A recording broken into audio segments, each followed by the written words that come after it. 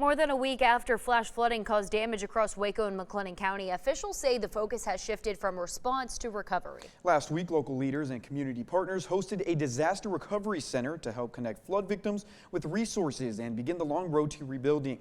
Now, emergency management officials say they're starting to pick up the pieces and still need the community's help to do so. The June 14th floodwaters are now gone in Waco, but the impacts are still being felt across the community.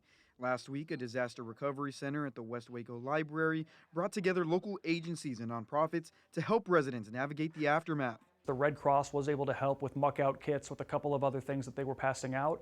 As mentioned before, there was now a very well-documented case where a family had come in, had fairly substantial damage to their home, and we were able to connect them with Texans on Mission, who have come out and done a very good job helping them clean up their homes. Emergency Management Director Ryan Durker says recovery efforts are also helping officials get a more clear picture of where the hardest hit areas were. Every person who has put something in, even from our perspective, if there's no funds moving, which is regrettable for the people who have had impacts, some good does come out of it. We learn where clusters of issues were.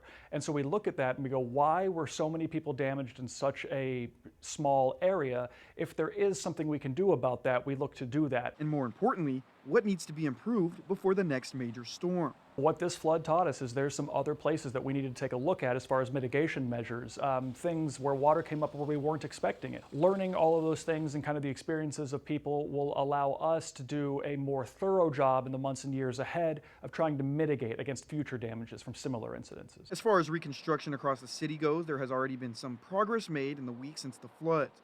Durker says he believes the city will be working to finish cleanup in the next several weeks. Officials are still encouraging residents who experienced flood damage to report it, saying the information helps them better understand the storm's impact and plan for future flood prevention projects.